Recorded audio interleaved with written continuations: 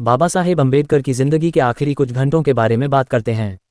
Doctor Bhimrao Ambedkar की जिंदगी के आखिरी 24 घंटों की कहानी। अम्बेडकर 6 दिसंबर 1956। इस दिन बाबा साहेब अम्बेडकर का निधन हो गया था। भारत के शोषितों और कमजोर तबकों के संरक्षक डॉक्टर बाबा साहेब अम्बेडकर का जाना उनके लिए बहुत बड़ा झटका था। अपना अस्तित्व बचाने और पढ़ाई के लिए डॉक्टर बाबा साहेब अम्बेडकर का संघर्ष, दलितों के उत्थान के लिए उनके प्रयास और आज़ाद भारत के संविधान के निर्माण में उनका योगदान बहुत से लोगों के लिए प्रेरणा स्रोत रहा है। उनके लिए ये सफ़र बहुत मुश्किल रहा था। इस पूरे सफ़र के दौरान बाबा साहेब कई बीमारियों से जूझते रहे थे। वो डायबिटीज़, ब्लड प्रेशर, न्यूराइटिस और आर्थराइटिस जैसी लाइलाज बीमारियों से पीड़ित थे। डायबिटीज़ के चलते उनका शरीर बेहद कमज़ोर हो गया था।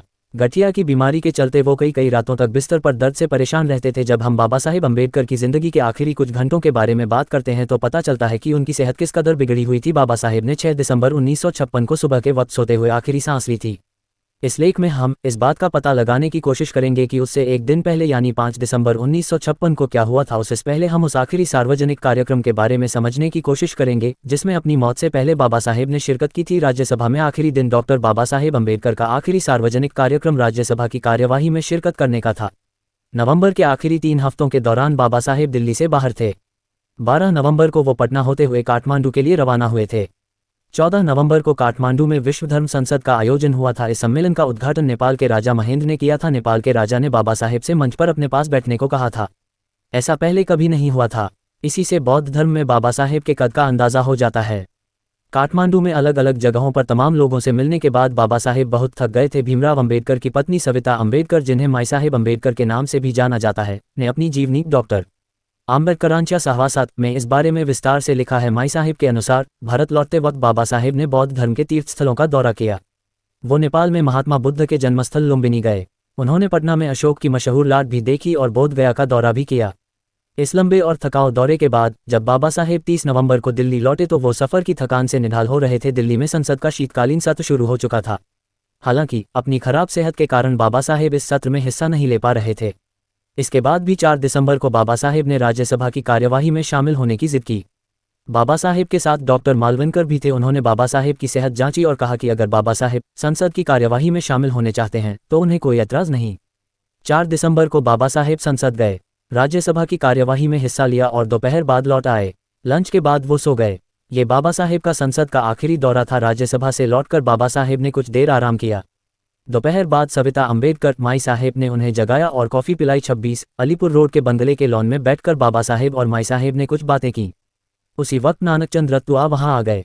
16 दिसंबर 1956 को मुंबई, उस वक्त बम्बई में धर्म परिवर्तन के एक समारोह का आयोजन होना था। मुंबई के नेता चाहते थे कि बाबा साहेब मुंबई में भी नागपुर जैसा ही धर्म परिवर्तन कार्यक्रम आयोजित करें। इस कार्यक्रम में बाबा साहेब और माई साहेब दोनों को शामिल होना था। नानकचंद रत्तू कौन थे? नानकचंद रत्तू पंजाब के होशियारपुर जिले के रहने वाले थे।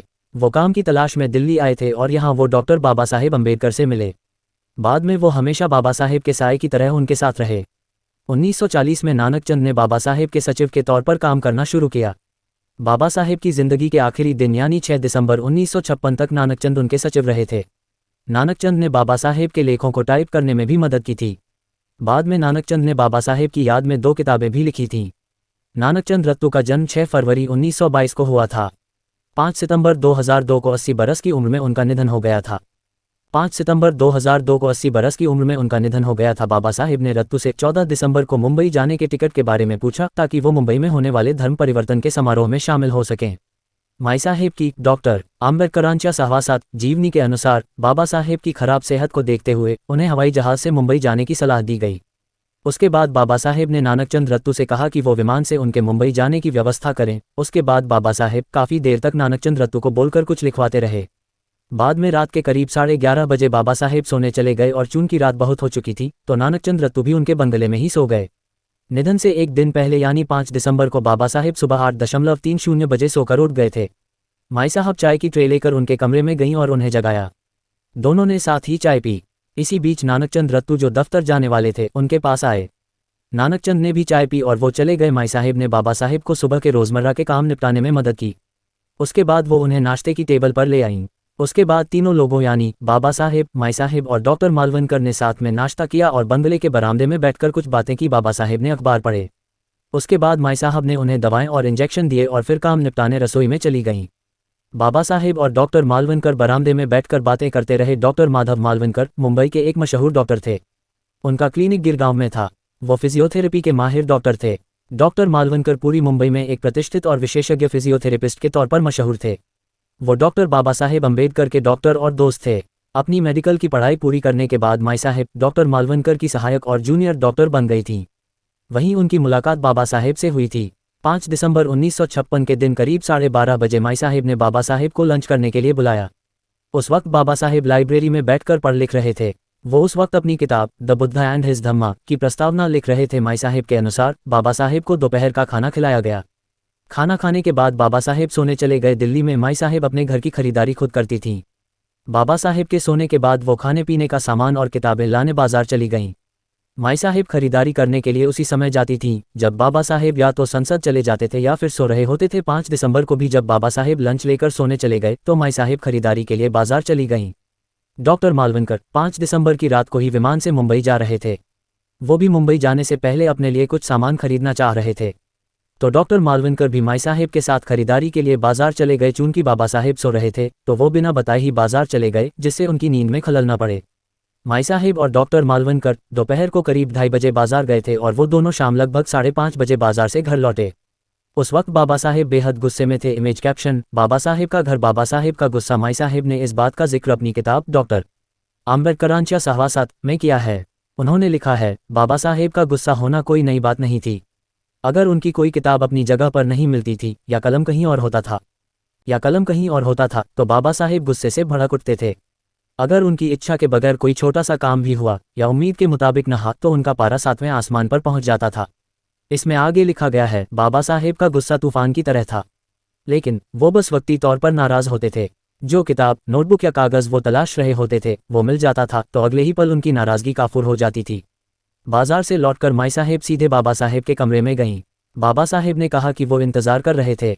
उनका गुस्सा शांत करने के बाद माई साहेब बाबा साहेब के लिए कॉफ़ी बनाने सीधे रसोई में चली गईं। रात 8 बजे जैन पुजारियों का एक प्रतिनिधिमंडल और उनके प्रतिनिधियों को बाबा साहेब से मिलने आना था। बंगले के लिविंग रूम में बाबा साहेब और उस प्रतिनिधिमंडल के सदस्यों के बीच बौद्ध और जैन धर्म को लेकर बातचीत हुई। डॉक्टर अंबेडकर के साथ ही रहे चांगदेव खैरमोडे ने उन पर 12 खंडों में किताब लिखी। किताब के 12वें भाग में उन्होंने इस घटना के बारे में लिखा है। उस प्रतिनिधिमंडल ने ये इच्छा जताई कि बाबा साहेब को 6 दिसंबर को होने वाले जैन सम्मेलन में आना चाहिए। प्रतिनिधिमंडल ने अपील की कि बाबा साहेब वहां आकर जैन धर्म के भिक्षुओं के साथ बहस मुबाहिसा करें ताकि जैन और बौद्ध धर्म के बीच एकता कायम हो सके। जब बाबा साहेब जैन धर्म के नुमाइंदों के साथ बातचीत में मशगूल थे तो डॉक्टर मालवनकर मुंबई के लिए रवाना हो गए। जैसा कि माई साहेब ने अपनी किताब में लिखा है कि डॉक्टर मालवनकर ने मुंबई जाने के लिए बाबा साहेब से इजाज़त ले ली थी और वो हवाई अड्डे रवाना हो गए। हालांकि चांगदेव खैरमोडे ने बाबा साहेब की जीवनी में लिखा है, जब डॉक्टर मालवनकर मुंबई के लिए रवाना हो रहे थे तो उन्होंने बाबा साहेब से एक लफ्ज़ भी नहीं कहा। बाद में जैन धर्म के प्रतिनिधिमंडल ने भी बाबा साहेब से इजाज़त लेकर विदा ली। बाबा साहेब ने उनसे कहा कि अगले रोज़ 6 दिसंबर के लिए मेरे सचिव से शाम का वक्त ले लेना, फिर हम बात करेंगे। उसके बाद बाबा साहेब ने मन में ही बुद्धम शरणम गच्छामि का पाठ करना शुरू कर दिया। माई साहेब लिखती हैं कि जब भी बाबा साहेब बेहद अच्छे मूड में हुआ करते थे तो वो बुद्ध वंदना और कबीर के दोहे पढ़ा करते थे। कुछ देर के बाद जब माई साहेब ने ड्राइंग रूम में झांका तो देखा कि बाबा साहेब नानकचंद रत्तू को रेडियोग्राम पर बुद्ध वंदना का रिकॉर्ड बजाने को कह रहे थे। उसके बाद रात के खाने के वक्त बाबा साहेब ने थोड़ा सा खाना खाया।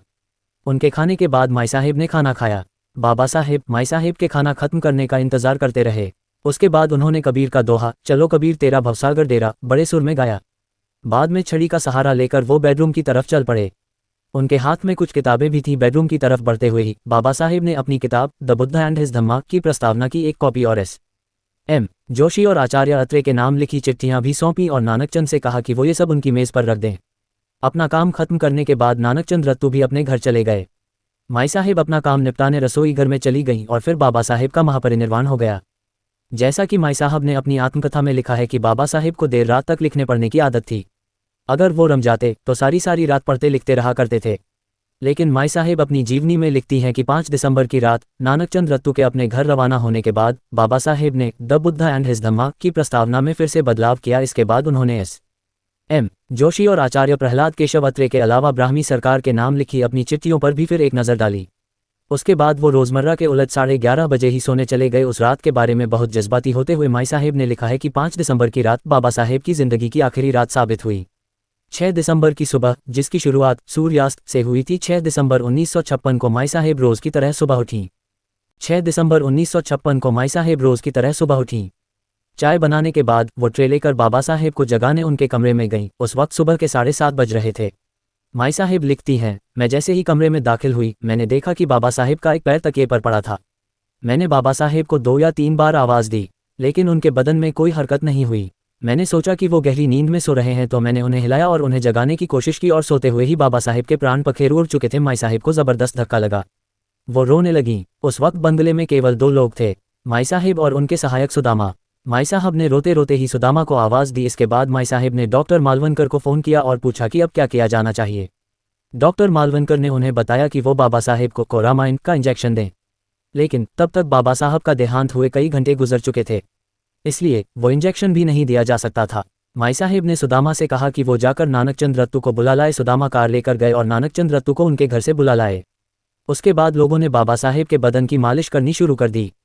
किसी ने मुंह से सांस देने की कोशिश की, लेकिन कोई तरकीब काम नहीं आई। बाबा साहेब ये दुनिया छोड़कर जा चुके थे। नानकचंद रत्तू ने बाबा साहेब के करीबी अहम लोगों को फ़ोन करके बाबा साहेब के निधन की जानकारी दी। फिर नानकचंद रत्तू ने सरकार के विभागों, press trust of India, Uni और आकाशवाणी के केंद्र को भी फ़ोन करके बाबा साहेब के निधन की सूचना दी। जंगल की आग की तरह फैली निधन की खबर। बाबा साहेब के निधन की खबर जंगल में लगी आग की तरह फैल गई। उनके देहांत की खबर सुनकर देश भर में उनके समर्थकों सदमे में आ गए। हज़ारों लोग एक साथ दिल्ली के 26 अलीपुर रोड बंगले की ओर रवाना हो गए। चंगदेव खैरमुरे अपनी आत्मकथा में लिखते हैं, माई साहेब जिद कर रही थीं कि बाबा साहेब का अंतिम संस्कार सारनाथ में किया जाए। हालांकि अपनी आत्मकथा में माई साहेब ने लिखा है कि उन्होंने बाबा साहेब का अंतिम संस्कार मुंबई में करने के लिए कहा था, लेकिन बाद में यही तय हुआ कि बाबा साहेब का अंतिम संस्कार मुंबई में किया जाए। इसके बाद 26 अलीपुर रोड के बंगले पर प्रधानमंत्री जवाहरलाल नेहरू और केंद्र सरकार के और मंत्री, संसद के दोनों सदनों के सांसद और बाबा साहेब के अनुयायी जमा होने लगे। बाबा साहेब के पार्थिव शरीर को मुंबई ले जाने के लिए जगजीवन राम ने एक विमान की व्यवस्था की और उसके बाद बाबा साहेब का पार्थिव शरीर नागपुर होते हुए मुंबई ले जाया गया। फिर मुंबई बाबा साहेब के अभूतपूर्व अंतिम संस्कार की गवाह बनी।